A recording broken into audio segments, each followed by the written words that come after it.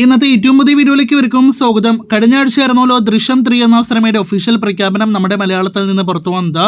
ലാലേട്ടനെ നായകനാക്കി ജിത്തു ജോസഫ് സംവിധാനം ചെയ്യുന്ന സിനിമ ആശീർവാദ സിനിമാസിന്റെ ആന്റണി പെരുമ്പാവൂർ നിർമ്മിക്കുന്നു എന്നൊരു പ്രഖ്യാപനം വന്നു. അതോടൊപ്പം തന്നെ ഈ വർഷം ഒക്ടോബറിൽ സിനിമയുടെ ഷൂട്ടിംഗ് ആരംഭിക്കും എന്നൊരു പ്രഖ്യാപനം കൂടി വന്നതോടെ വലിയ ആവേശത്തിലായിരുന്നു നമ്മുടെ ലാലേട്ടൻ ആരാധകരും മലയാള സിനിമാ ലോകവും. ഒരു വശത്ത് ഹിന്ദി പതിപ്പിന്റെ ഷൂട്ടിംഗും ഒരേ സമയം ആരംഭിക്കും എന്നൊരു ഭീഷണി കൂടി നിലനിൽക്കെ ഇന്നിപ്പോഴത്തെ ജിത്തുവിൽ നിന്ന് വളരെ ഞെട്ടിക്കുന്ന ഒരു റിപ്പോർട്ടെല്ലാം തന്നെ പുറത്തു വന്നു കഴിഞ്ഞിരിക്കുകയാണ്. നിങ്ങൾ പ്രേക്ഷകർ ഒരുപക്ഷെ അറിഞ്ഞു കാണും. ജിത്തു ജോസഫ് ഒരു ഇംഗ്ലീഷ് മാധ്യമത്തിന് നൽകിയ റിപ്പോർട്ട് പ്രകാരം ലാലേട്ടൻ നായകനെ എത്തുന്ന ദൃശ്യം 3 എന്ന സിനിമയുടെ റിലീസ് ഒരേ സമയം ഹിന്ദിയിലും തെലുഗു ഭാഷയിലും കൂടി പ്ലാൻ ചെയ്യുന്നു എന്നൊരു ഞെട്ടിക്കുന്ന റിപ്പോർട്ടാണ് ഇതിനോടകം തന്നെ വന്നു കഴിഞ്ഞിരിക്കുന്നത്.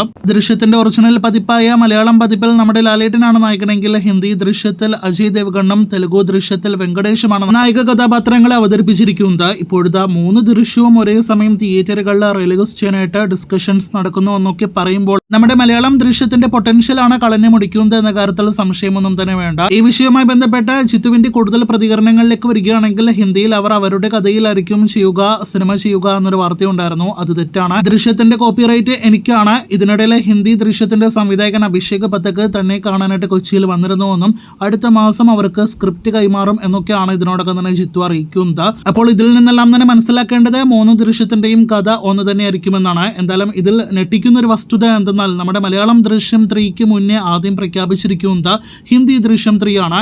സ്ക്രിപ്റ്റ് പോലും കയ്യിൽ കിട്ടാതെ ഹിന്ദിക്കാർ അവരുടെ ദൃശ്യം 3 പ്രഖ്യാപിച്ചിട്ടുണ്ടെങ്കിൽ മുന്നോട്ടുള്ള സമയത്തും അവരുടെ ദൃശ്യം 3 ആണ് ആദ്യത്തെ ദൃശ്യം 3 എന്നൊക്കെ പറഞ്ഞ് പല രീതിയിൽ അവർ മുന്നോട്ട് വരാനുള്ള സാധ്യതകൾ, പ്രത്യേകിച്ച് സോഷ്യൽ മീഡിയയിൽ PR എല്ലാം തന്നെ നടത്താനുള്ള സാധ്യതകളുണ്ട്. കഴിഞ്ഞ ദിവസം മലയാളം ദൃശ്യം 3യുടെ പ്രഖ്യാപനം വന്നപ്പോൾ തന്നെ ഹിന്ദിക്കാർ വലിയ ഫ്രസ്ട്രേഷൻ സോഷ്യൽ മീഡിയയിൽ രേഖപ്പെടുത്തുന്ന കാഴ്ച എക്സലെല്ലാം തന്നെ നാം കണ്ടറിഞ്ഞതാണ്. അതിനിടയിലാണ് ഇപ്പോഴത്തെ ഹിന്ദിക്കാർക്കും തെലുങ്കന്മാർക്കെല്ലാം തന്നെ ഫേവറായിട്ട് നമ്മുടെ ജിത്തു ജോസഫിന്റെ പ്രതികരണങ്ങൾ വന്നു കഴിഞ്ഞിരിക്കുന്നത്. വളരെ മോശം നിലപാടാണ് എന്ന് പറയാതിരിക്കാനായിട്ട് വയ്യ. മുന്നോട്ടുള്ള പാതയിൽ ഇതിൽ മാറ്റങ്ങൾ ഉണ്ടാവട്ടെ. ആദ്യം മലയാളം ദൃശ്യം 3 തിയേറ്ററുകളിലേക്ക് എത്തട്ടെ എന്ന് നമുക്ക് ആശംസിക്കാം.